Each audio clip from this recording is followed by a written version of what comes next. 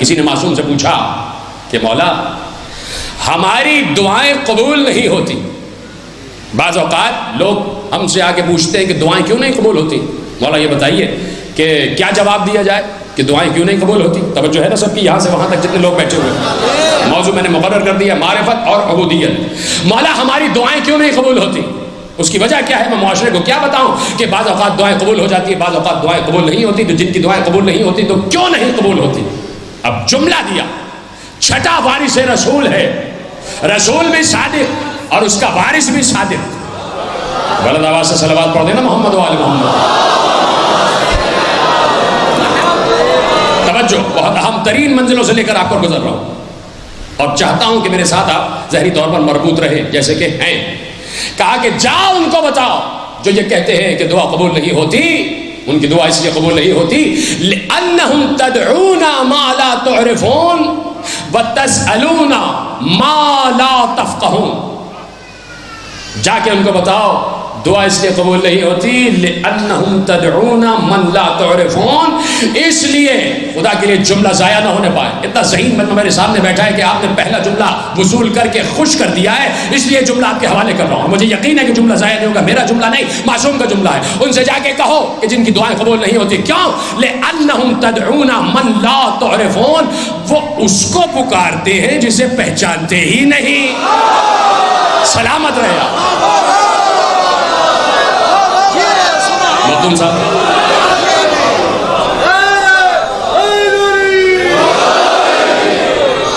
لأنہم تدعون من لا تعرفون, اس کو پکار رہے ہیں جسے پہچانتے ہی نہیں, معلوم ہی نہیں اللہ کون ہے اور اللہ اللہ کر رہے ہیں. کہ اس لیے ضروری ہے کہ اس کو پہچان کر پکارو اور پھر اس منزل عبودیت پر جب آ جاؤ گے تو پھر وہ کہتا ہے کہ تم پکارو گے میں جواب دوں گا. بڑی آسانی سے سنا, میں بھی اسی کی تشریح کروں گا آگے. کہ اس منزل عبودیت پر آ کر جب تم مجھے پکارو گے میں جواب دوں گا, جواب دوں گا. جواب آتا ہے اس کی طرف سے. کیسے جواب آتا ہے؟ اس لیے کہ یہ کوئی حدیث نہیں ہے. اب جو میں دلیل دینے جا رہا ہوں وہ قرآن کی آیت ہے جو معصوم نے دلیل کے طور پر استدلال کے طور پر پیش کیا ہے. اس نے پھر پوچھا کہ مولا آپ سے ایک سوال اور ہے. کہا کیا سوال ہے؟ کہا کہ ما تقول فی رجلین دخلا فی المسجد فی وقت واحد, آپ ان دو مردوں کے بارے میں کیا کہیں گے جو ایک ہی وقت میں ایک ہی مسجد میں ایک ساتھ داخل ہوئے. دخلا فی المسجد فی وقت واحد, وہ دو مرد ایک مسجد میں ایک ساتھ داخل ہوئے اور پھر ان دونوں میں سے احدہما اکثر صلاۃً وآخرہما دعاءً, وہ دونوں, توجہ, وہ دونوں جو ایک ہی وقت میں ایک مسجد میں ایک ساتھ داخل ہوئے, ان میں سے ایک کثرت سے نمازیں پڑھنے لگا اور ایک کثرت سے دعا مانگنے لگا. مولا ان دونوں میں افضل کون ہے؟ بات پہنچ رہی نا آپ تک؟ آپ کی سماعتوں پر بھروسہ کرتے ہوئے یہ موضوع مقرر کیا کہ یقیناً آپ تک یہ جملے پہنچیں گے. کہ وہ دونوں ایک ساتھ ایک مسجد میں داخل ہوئے, ان میں سے ایک جو داخل ہوا وہ کثرت سے نمازیں پڑھ رہا اور دوسرا جو ہے وہ کثرت سے دعا مانگ رہا. مولا ان دونوں میں افضل کون ہے؟ میرے مولا نے کہا دونوں افضل ہیں, دونوں افضلیت کی منزل پر ہیں, اس لیے کہ صلاۃ بھی اللہ کے لیے ہے, دعا بھی اللہ ہی کے لیے ہے. کہ نہیں مولا, وہ دونوں ہیں تو ایک عمل انجام دے رہے, دونوں عبادت کر رہے ہیں, لیکن ان عبادتوں میں کون سی عبادت افضل ہے؟ اب صادق آل محمد نے کہا, پہلے تو کہا دونوں افضل ہے, لیکن جب عبادت کے تقابل کی بات آ گئی, اسی عبادت میں چونکہ عبودیت داخل ہے, تو اب مولا نے سمجھایا کہ عبادت کیا ہے اور عبودیت کیا ہے. یہی تو سمجھانا چاہ رہا تھا کہ اب بتایا کہ عبادت کیا ہے اور عبودیت کیا ہے. کہ دونوں برابر. پوچھنے والے نے پوچھا ان دونوں عبادتوں میں کون سی افضل عبادت ہے؟ اب مولا نے کہا الدعاء افضل, دعا نماز سے افضل ہے. جس تک میرا جملہ پہنچا اس کو میرا سلام ہے, اور جس تک نہیں پہنچا اس کو ابھی پہنچا رہا ہوں, باتیں آگے بڑھتی چلی جائیں گی. کہا جو دعا مانگ رہا ہے وہ افضل عبادت کر رہا ہے. حیران ہو گیا سائل, پوچھنے والا حیران ہو گیا کہ یہ کیا بات ہے کہ ایک وقت میں دو مرد داخل ہو رہے ہیں, ایک نماز پڑھ رہا ہے, ایک دعا کر رہا ہے. مولا کہہ رہے ہیں جو دعا مانگ رہا ہے وہ افضل عمل انجام دے رہا ہے. تو اب یقیناً حیرانی تو واجب تھی, حیرانی تو بنتی تھی. حیران کن نگاہوں سے معصوم کے چہرے کو دیکھ رہا ہے, گویا سوال کر رہا ہے کہ مولا یہ کیسے. تو اب جلال کے عالم میں آ کر صادق آل محمد نے کہا کیا تو نے قرآن میں یہ آیت نہیں سنی جو تو حیرانی کر رہا ہے کہ دعا افضل ہے صلاۃ سے؟ کیا تو نے قرآن میں یہ آیت نہیں پڑھی کہ اللہ سورہ مبارکہ غافر میں ارشاد فرماتا ہے ادعونی استجب لکم ان الذین یستکبرون عن عبادتی سیدخلون جہنم داخرین. اللہ کہہ رہا ہے مجھ سے دعا مانگو میں جواب دیتا ہوں. جو لوگ نماز پڑھ لے اور دعا نہ مانگے, ایسے نمازی کی نماز بھی جہنم میں, اس کی اول بھی جہنم میں, وہ نمازی بھی جہنم میں. سلامت رہے آپ. کہا جو نماز پڑھ لے اور دعا نہ مانگے, کیا تم نے قرآن کی آیت میں پڑھی ان الذین یستکبرون عن عبادتی سیدخلون جہنم داخرین؟ جو میری عبادت میں غرور کرتے ہیں. پہلا لفظ کیا ہے؟ ادعونی استجب لکم, مجھے پکارو, مجھ سے دعا مانگو, میں جواب دیتا ہوں. یہی وہ منزل تھی نا جس کے لیے میں نے زحمت دی کہ جواب آتا ہے. وہ کہہ رہا مجھے پکارو تو, مجھے آواز تو دو, مجھ سے دعا تو مانگو. استجب لکم, میں تمہیں جواب دیتا ہوں, تمہاری دعاؤں پر میں لبیک کہتا ہوں. جتنے لوگ یہاں بیٹھے, یہاں سے لے کے پورے عالم اسلام سے ایک سوال ہے. جب اللہ نے ایک کلیہ دے دیا, آئین دے دیا, اس آئین کو کوئی توڑ نہیں سکتا, اس کے خلاف کوئی جا نہیں سکتا. جب اللہ نے کہہ دیا مجھ سے دعا مانگو میں جواب دیتا ہوں, تو جب اس نے کہہ دیا تو جواب دیتا ہے. بہت کم لوگ بے شک کہہ رہے ہیں قرآن کی آیت ہے, سوچ لیجیے آپ خود پھنس جائیں گے اگر نہیں بولے تو. سب کہہ رہے ہیں نا بے شک, اس لیے کہ اللہ نے کہہ دیا ادعونی, مجھے پکارو, استجب لکم, میں جواب دوں گا. تم سب کو جس نے مجھے پکارا اس کو جواب دیتا ہوں. جب اللہ نے کہہ دیا تو جواب دیتا. تو یہاں سے لے کے اور جہاں تک مملکت اسلامیہ ہے, جہاں جہاں ممالک اسلامی ہیں, میں سب کو مخاطب کر کے اور آپ کو متوجہ کر کے کہ پوچھو, سب سے پوچھو. آپ اور میں تو اقلیت میں ہے نا بھائی, کسی گنتی میں نہیں ہے. چلو اکثریت سے پوچھو, بڑے بڑے علماء سے پوچھو. علماء کو چھوڑو, جاؤ امام کعبہ سے پوچھو کہ آپ نماز پڑھتے بھی ہیں, پڑھاتے بھی ہیں, بالکل کعبے سے متصل ہو کر نماز پڑھاتے ہیں. آپ عالم قرآن بھی ہیں, آپ قاری قرآن بھی ہیں, آپ حافظ قرآن بھی ہیں, آپ فتوے بھی دیتے ہیں, آپ اجتہاد بھی کرتے ہیں. مجھے یہ بتائیے, پوچھنا جا کے کہ اللہ کہہ رہا ہے ادعونی استجب لکم, مجھ سے دعا کرو, مجھے پکارو, میں جواب دیتا ہوں. ہمیں تو چھوڑ دیجئے, ہمیں تو آپ کسی قطار شمار میں رکھتے ہی نہیں. آپ بتائیے, آپ اللہ سے دعا مانگتے ہیں؟ وہ کہیں گے مانگتا ہوں. تو پوچھئے گا کیا اللہ کا جواب آیا؟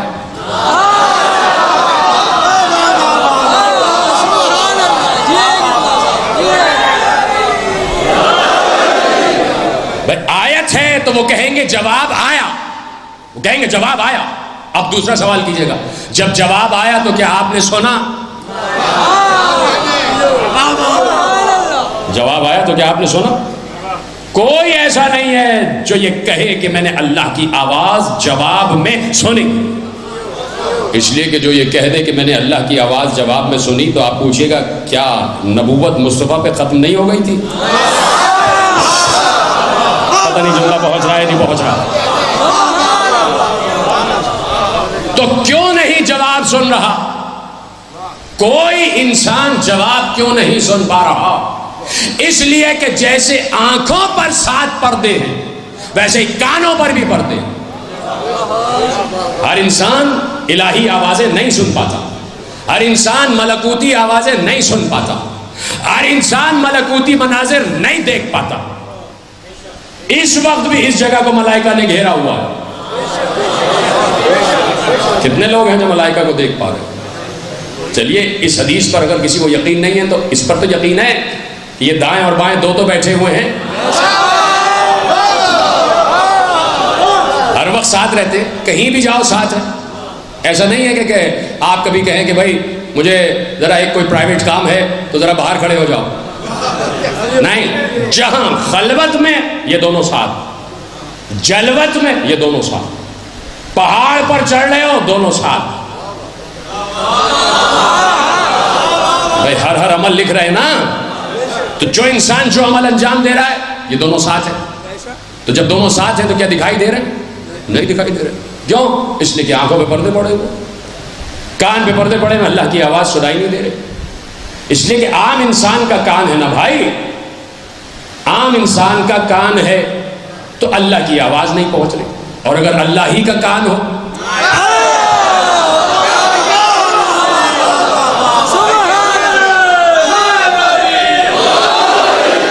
اگر اذن اللہ ہی ہو تو پھر یقیناً پردے اس کے لیے پردے نہیں ہوتے، حجاب اس کے لیے حجاب نہیں ہوتا. تو اس نے کہا کہ مجھے پکارو میں جواب دیتا ہوں. اور پھر معصوم نے کہا کہ ان الذین یستکبرون عن عبادتی سیدخلون جہنم داخرین. آگے جملے مولا نے پہنچائے، ہیا واللہ عبادت ہی واللہ افضل ہی واللہ افضل ہی واللہ افضل الیست العبادہ ہی واللہ عبادہ ہی واللہ عبادہ ہی واللہ عبادہ الیست الاشد ہی واللہ اشد ہی واللہ اشد ہی واللہ اشد. کہا تم حیران ہو رہے ہو کہ دعا افضل ہے، تو کیا دعا افضل نہیں ہے؟ خدا کی قسم دعا افضل ہے. پھر مولا پوچھتے کیا دعا عبادت نہیں ہے؟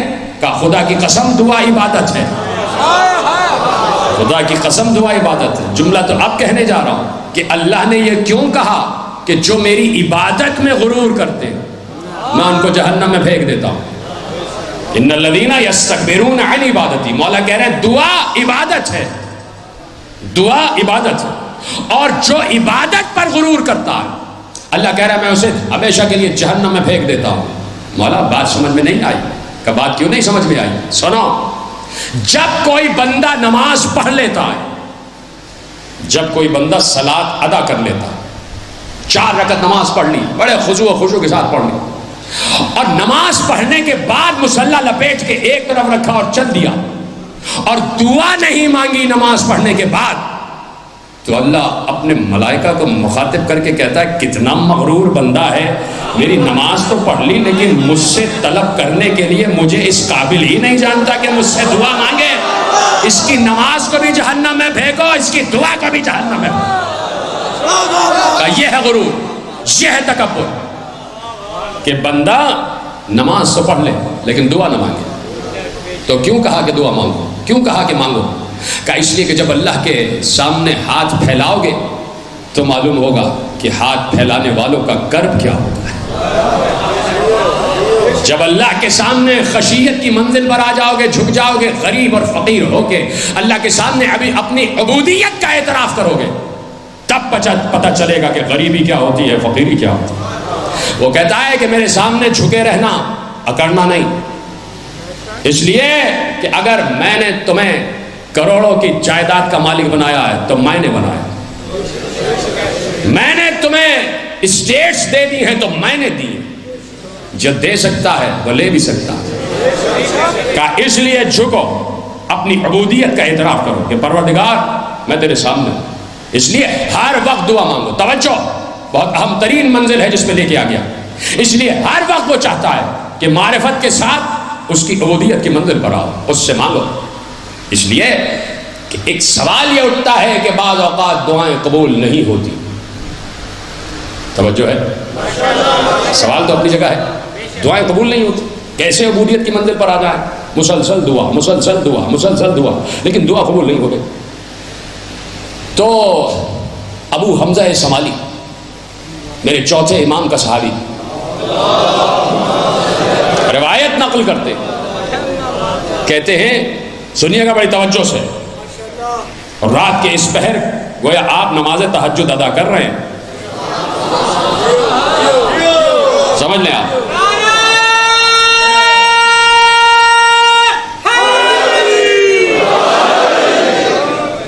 معصوم نے واقعہ بیان کیا، اور اسی واقعے میں وجوہات ہیں کہ دعائیں قبول کیوں ہو جاتی ہیں، دعائیں قبول کیوں نہیں ہوتی.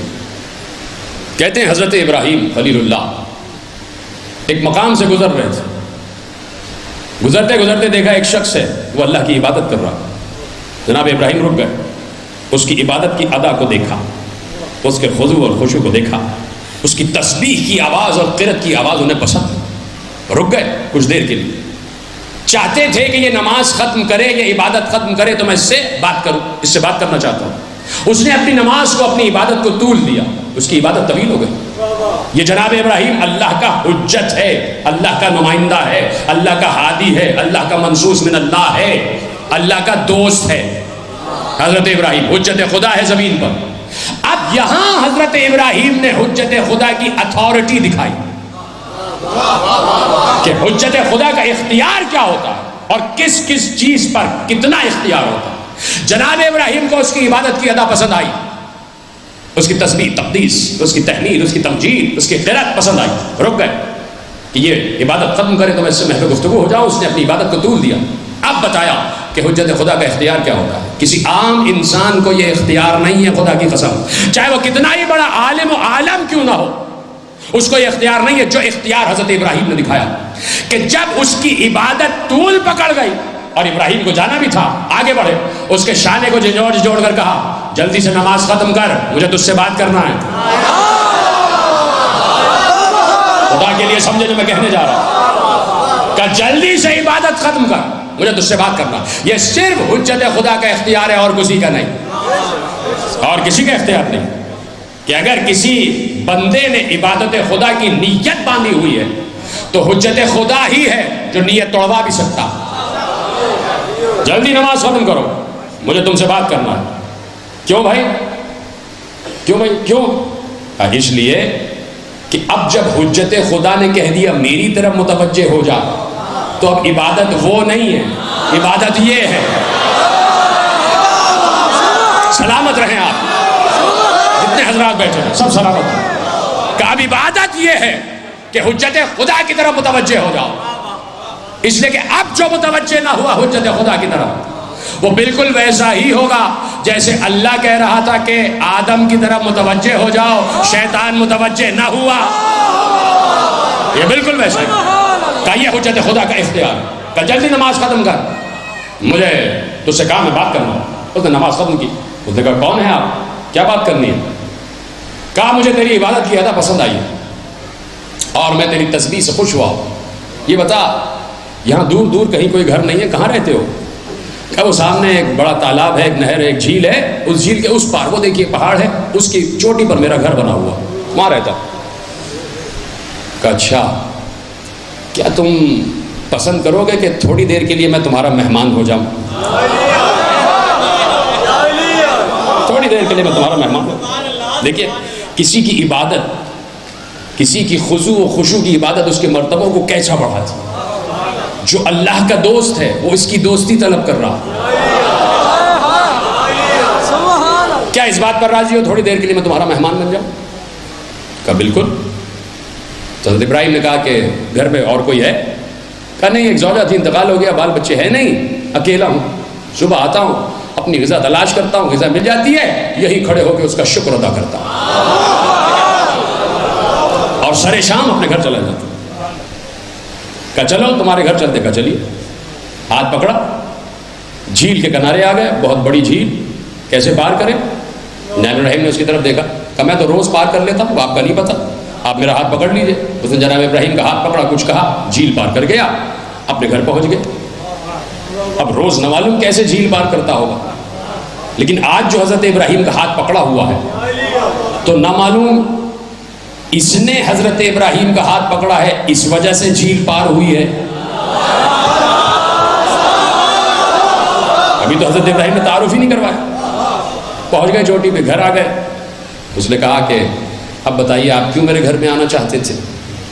کہا کہ تیری عبادت کی ادا جب مجھے پسند ہے تو مجھے یقین ہے کہ اللہ کو بھی پسند ہو۔ میں چاہتا ہوں میں اور تو مل کے دعا کریں،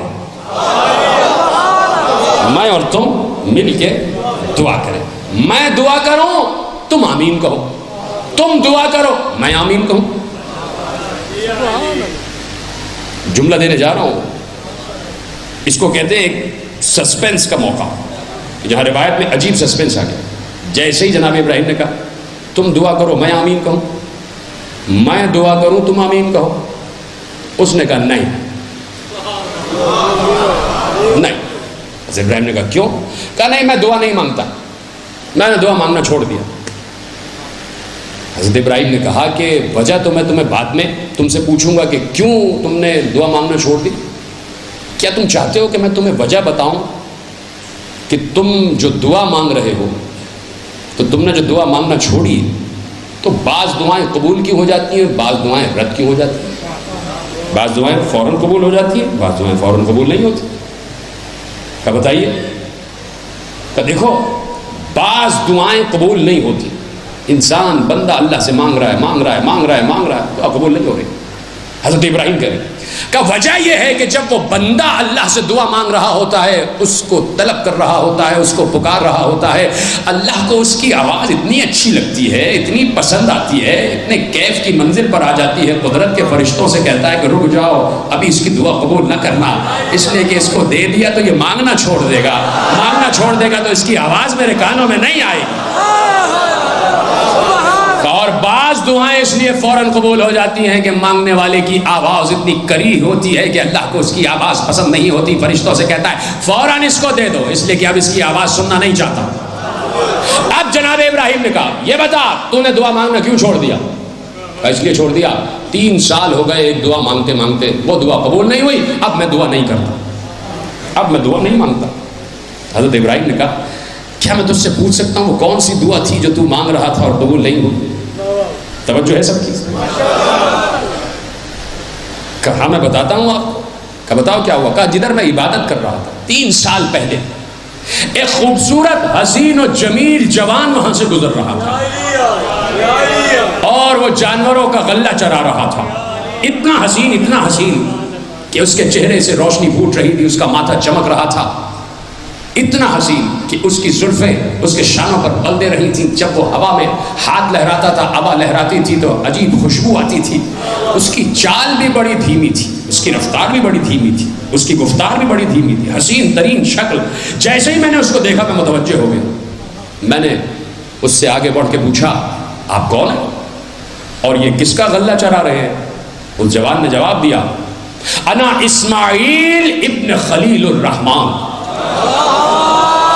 اتنا مشکل جملہ تو نہیں تھا۔ تو جوان نے کہا میں اسماعیل ہوں، خلیل الرحمان کا بیٹا ہوں، اسماعیل، اور یہ میں انہی کا جانور چرا رہا ہوں۔ یہ کہا اور وہ جوان چلا گیا۔ کہتا میرے دل میں تمنا پیدا ہوئی کہ جب بیٹا ایسا ہے تو باپ کیسا ہوگا،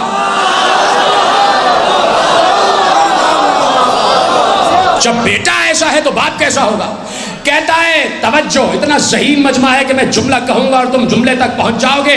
کہتا ہے کہ جیسے ہی میں نے اس کو دیکھا تو میرے دل میں تمنا پیدا ہوئی جب بیٹا ایسا ہے تو باپ کیسا ہوگا۔ میں نے اسی وقت سے دعا کرنا شروع کی، پروردگار اگر اس زمین پر تیرا کوئی خلیل ہے تو اس کی زیارت کروا دے۔ 3 سال ہو گئے اب تک زیارت نہ ہوئی، اس لیے دعا مانگنا ہی چھوڑ دیا۔ ایک بار ابراہیم اٹھے، اسے گلے سے لگا کر کہا 3 سال بعد آج اللہ نے تیری دعا کو قبول کر لیا۔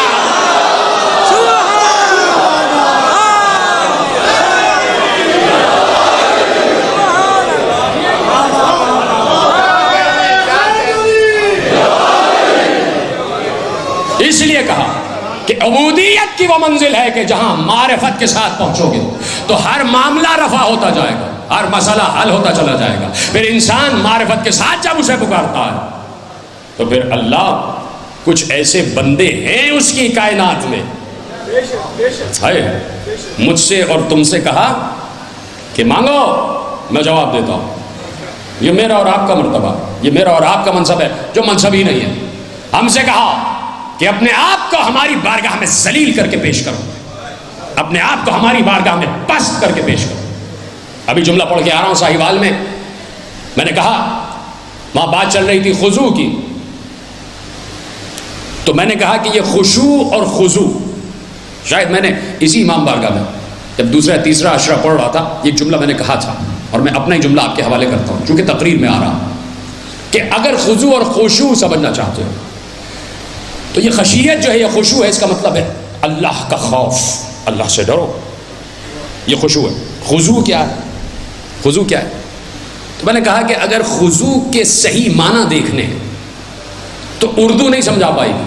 اگر تمہارے پاس ڈکشنری ہو عربی ٹو انگلش یا تم قرآن میں لفظ تلاش کرو خضوع جہاں لکھا ہے اس کے نیچے انگلش میں اس کا ترجمہ پڑھو، وہ ترجمہ بتاتا ہے کہ خضوع کا ترجمہ ہے کیا. اس میں نیچے لکھا ہے خضوع کا مطلب کیا ہے؟ ٹو ہیومیلیٹ یور سیلف، اللہ کے سامنے اپنے کو ذلیل کر دو، اپنے کو پست بتاؤ.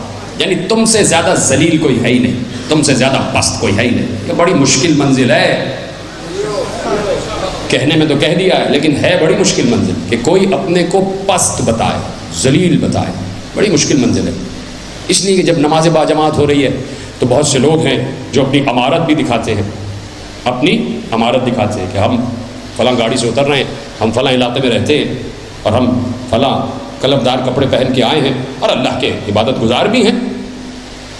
بہت بہت مشکل ہوتا ہے اپنے آپ کو خضوع کی منزل پر لانا، ذلت کی منزل پر لانا. اس لیے اللہ نے نماز تہجد رکھ دی کہ وہ تو جماعت سے نہیں پڑھنا ہے نا، اکیلے میں پڑھنا ہے.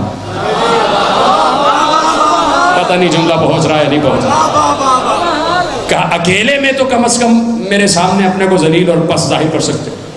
اس لیے کہ اللہ کیوں چاہتا ہے کہ اپنے کو میرے سامنے ذلیل اور پست کرو؟ کیوں چاہتا ہے؟ کہ اس لیے چاہتا ہوں کہ جتنا اپنے کو میرے سامنے گراؤ گے اتنا ہی میں تمہیں اٹھاؤں گا، اتنا ہی میں تمہیں سرفرازی عطا کروں گا. واقعہ یاد ہے نا؟ بزرگوں کو تو اچھی طرح یاد ہوگا، بچوں کے لیے سنا رہا ہوں. واقعہ یاد ہے جناب موسیٰ سے کوہ طور پر باتیں ہو رہی تھی. اللہ نے کہا کہ موسیٰ میری مخلوق میں جاؤ تلاش کرو جو تمہاری نگاہ میں کوئی ذلیل ترین پست ترین مخلوق ہو جس کا کوئی فائدہ ہی نہ ہو، وہ لے کے آؤ میرے سامنے. جناب موسیٰ نے پوری مملکت کا دورہ کیا، ہر مخلوق میں کوئی نہ کوئی بات دکھائی دی، یہاں تک کہ وہ دن آ گیا کہ جب اللہ کے سامنے پیش ہونا تھا اور اس مخلوق کو لے کے جانا تھا. جب جا رہے تھے تو دیکھا ایک کوڑا خانہ ہے اور کوڑا سڑ رہا تھا، اس میں سے تعفن اٹھ رہا تھا اور اس میں ایک خارج زدہ کتا تھا جو اپنی غذا تلاش کر کے کھا رہا تھا. اس کے جسم پر بھی دانے تھے، اس پہ کیڑے پڑے ہوئے تھے، بالکل سوکھ چکا تھا، مرنے کے قریب تھا اور اس کے جسم سے بھی بو آ رہی تھی اور وہ اس کوڑے میں سے اپنی غذا تلاش کر رہا تھا. جناب موسیٰ نے کہا اس کی مجھے کوئی وجہ دکھائی نہیں دیتی کہ اس کا وجود دنیا کے لیے کیوں ضروری ہے، چلو اس کو لے چلتا ہوں کہ ہاں یہی سب سے پست ترین مخلوق ہے، یہ تو کسی کے کام کا ہی نہیں ہے، اس کا تو کوئی آس پاس اس کا کوئی بال بچہ بھی دکھائی نہیں دے رہا ہے، کوئی خاندان بھی دکھائی نہیں دے رہا ہے، چلو اس کو لے چلتا ہوں. ابھی اس کے قریب پڑھے تھے، اس کتے کی نگاہ پڑی. جیسے جناب موسیٰ نے اس کو دیکھا اس نے اپنا منہ کھولا. جیسے اس نے اپنا منہ کھولا جناب موسیٰ نے دیکھا اس کے دانت بڑے حسین ہیں، چمک رہے ہیں موتی کی طرح. جب اس پہ سورج کی شعاع پڑ رہی ہے تو اس سے ایک چمک پیدا ہو رہی ہے. جناب موسیٰ نے کہا اتنی اس کے پاس خرابیوں کے بعد ایک صفت تو موجود ہے، اس کے دانت تو حسین ہیں. کہا نہیں نہیں یہ بھی نہیں. اب چلے جناب موسیٰ اکیلے. اللہ نے پوچھا موسیٰ لائے کسی کو؟ کہ پروردگار پوری کائنات ڈھونڈ لی، اپنے سوا کسی کو پست نہیں پاتا. پتہ نہیں کیا سب کہ اپنے سوا کسی کو پست نہیں پاتا. پروردگار میں اپنے آپ کو تیری بارگاہ میں لے آیا، میں ہوں. اللہ خوش ہو گیا، آواز دی. حدیث قدسی میں موجود ہے، قصص الانبیاء میں موجود ہے. آواز دی اللہ نے اے موسیٰ اگر اپنے علاوہ اس وقت کسی اور مخلوق کو لے آتے تو جو سب سے پہلا کام میں کرتا وہ یہ کرتا کہ تم سے نبوت کو سلب کر لیتا. کسی اور کو اگر لے آتا تو یہ ہے اس کو کہتے ہیں پست کرنا. تو میں نے کہا نا کہ یہ ہمارا اور آپ کا مرتبہ و مقام ہے کہ جہاں اللہ کہتا ہے مجھ سے مانگو تو میں تمہیں دوں گا. لیکن کچھ بندگان خدا معرفت خدا کی اس منزل پر ہے کہ جہاں اللہ نے ہر شے کو کہہ دیا، جو یہ کہیں اس کو تسلیم کرو. اچھا ان کی تمام ضروریات کو ان سے منسوخ کر دیا. کون سی ایسی شے ہے جو اللہ سے مانگ نہ رہی ہو؟ مجھے بتاؤ اس دنیا میں کون سی ایسی شے ہے جو اللہ کو پکار نہ رہی ہو؟ حد ہے کہ جس عمارت میں ہم بیٹھے، جس قالین پر جس دری پر آپ بیٹھے، اس دری کا جزو رواں اللہ کو پکار رہا ہوں. ہر کائنات کی شے اللہ کو پکارتی ہے، اس کو آواز دیتی ہے اور اللہ ہر شے کا جواب دیتا ہے. یہ تو اشیاء ہے نا. لیکن اشیاء سے کہا کہ کچھ شخصیتیں کچھ ذوات مقدسہ ایسی ہیں کہ تمہیں کوئی ضرورت ہو ان کی طرف متوجہ ہو جائے. جب تم انہیں پکارو گے وہ جواب دیں گے. توجہ، میں نے کہا نا کہ انسان کو معرفت کس منزل پر لے جاتی ہے اور جب پردے ہٹتے ہیں تو پھر گوشے سامنے آ جاتے ہیں. اللہ نے کہہ دیا والشمس والقمر والنجوم مسخرات بامرہ، یہ چاند، یہ سورج، یہ ستارے میرے امر کے تحت مسخر ہو چکے ہیں، میرے امر کے تحت، میرے تحت نہیں، مسخرات بامرہ۔ آیت آپ نے محفوظ کی۔ دوسری آیت، توجہ، بڑا اہم ترین نقطہ آپ کے حوالے کر رہا ہوں کہ جہاں سے آپ آگے بڑھتے جائیں گے میرے ساتھ ساتھ۔ اللہ نے آواز دی والشمس تجری لمستقر لها ذالک تقدیر العزیز الحکیم۔ سورہ یاسین میں اللہ نے ارشاد فرمایا یہ جو سورج ہے نا، اس کا میں نے ایک راستہ مقرر کیا ہوا ہے، یہ اسی راستے پر چلتا ہے، یہ اس کا مستقر ہے۔ والشمس تجری لمستقر لها، جو میں نے اس کا راستہ معین کر دیا یہ اس پر چل رہا ہے۔ ذالک تقدیر العزیز الحکیم، یہ اللہ نے اس کی تقدیر میں لکھ دیا ہے، اس کے نصیب میں لکھ دیا ہے، اس کی قسمت میں لکھ دیا ہے کہ جو میں نے تیرے لیے راستہ مقرر کیا ہے تجھے اسی راستے پر چلنا ہے، یہ اس کی تقدیر ہے جو اللہ نے مقرر کی ہے۔ تو اللہ نے برسا برس سے، جب سے سورج، چاند، ستارے، جب سے شمس بنا، اللہ نے اس کی تقدیر میں لکھ دیا کہ تیرا ایک راستہ ہے، خبردار اس سے ہٹنا نہیں، اس لیے کہ میں نے تیری تقدیر لکھی ہے، اس تقدیر سے روگردانی نہ کرنا۔ اللہ نے تقدیر لکھ دی کہ اے سورج تیرا راستہ کیا ہے، طلوع ہو جا، مغرب میں ڈوب جا، یہ تیرا راستہ ہے، یہ تیری تقدیر ہے، میں نے تیری تقدیر لکھ دی۔ اللہ نے تقدیر لکھی ہے، کسی اور نے نہیں، اس لیے کہ اللہ نے اپنے متعلق کہا عزیز الحکیم، میں نے اس کی تقدیر لکھی ہے کہ مشرق سے طلوع ہو جا، مغرب میں ڈوب جا۔ تو اللہ جس کی تقدیر میں لکھ دے کہ مشرق سے طلوع ہو جا، مغرب میں ڈوب جا، تو کچھ بندے عبودیت و معرفت کی اس منزل پر ہیں کہ اس کی تقدیر پر غالب آ جاتے ہیں اور مغرب سے سورج کو واپس پلٹا لیتے ہیں۔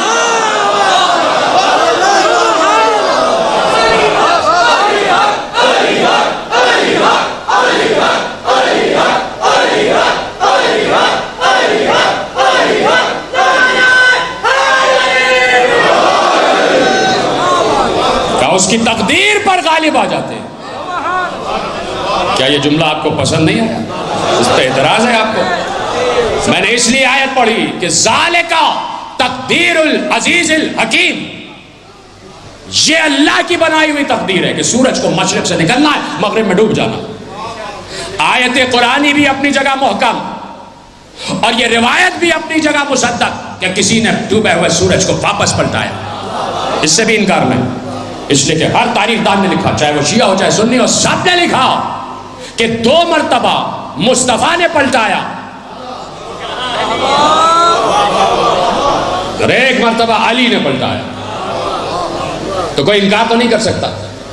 چلو علی والے معاملے پر کسی کو اعتراض ہے، یقین نہیں ہے، تو میں تھوڑی دیر کے لیے روکتا ہوں۔ مصطفیٰ نے سورج پلٹایا، اس پر تو کسی کو اعتراض نہیں ہے، یہ تو ہر تاریخ دان نے لکھا ہے۔ جس سیرت کی کتاب کو اٹھا کر پڑھیں گے سب نے لکھا ہے کہ مصطفیٰ نے ڈوبے ہوئے سورج کو واپس پلٹا۔ مدینے میں وہ مسجد ہے جسے مسجد رد شمس کہا جاتا ہے، ایک مدینے میں ہے، وہاں بھی زیارت کی ہے میں نے۔ ایک مسجد رد شمس بغداد سے قریب ہے جس کی سب زیارت کرتے ہیں۔ مصطفیٰ نے سورج پلٹایا۔ کون سا سورج؟ جس کو اللہ نے بنایا، جس کا راستہ اللہ نے بنا دیا، جس کے راستے کی تقدیر اللہ نے لکھ دی، جس کے لیے اللہ نے کہہ دیا مشرق سے نکلنا، مغرب میں ڈوب جانا۔ مصطفیٰ نے کہا مغرب سے واپس پلٹا، تو سورج کا راستہ بھی بدل دیا، سورج کی تقدیر بھی بدل دی۔ چلو جس نے میرا ساتھ دیا اسی کو جملہ سنا دیتا ہوں اگلا، میں تو سب کو سنانا چاہ رہا تھا۔ سورج کا راستہ بھی بدلا، سورج کی تقدیر بھی بدلی، کس نے؟ مصطفیٰ نے۔ تو جو مصطفیٰ سورج کی تقدیر بدل کر اسے مغرب سے واپس پلٹا سکتا ہے، اس کا نواسا ہی تو ہے حسین، جو حسین منی کی منزل پر ہے، تو وہ حسین کسی راہب کی تقدیر نہیں بدل سکتا۔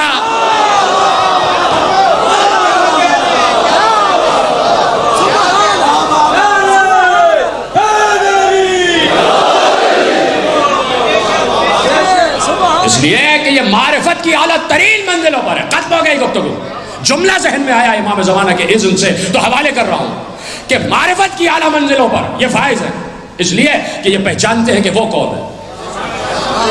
دعا ہے، دعا، اور بڑی عظیم دعا ہے، اور خود میرے امیر المومنین کی دعا ہے۔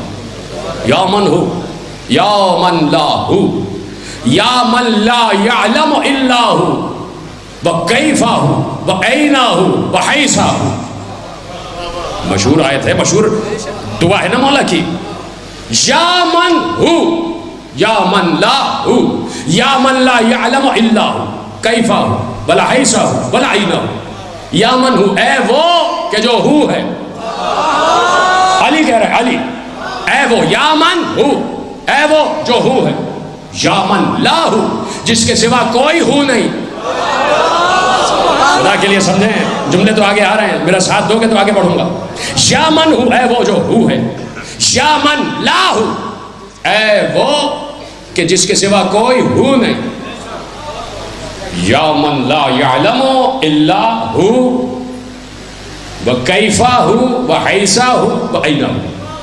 ایک تو پہلے کہہ دیا اے وہ جو ہو ہے، پھر کہا اے وہ جس کے سوا کوئی ہو نہیں، پھر کیا کہا یا من لا یعلم الا ہو، اے وہ جسے کوئی نہیں جانتا سوائے ہو کے.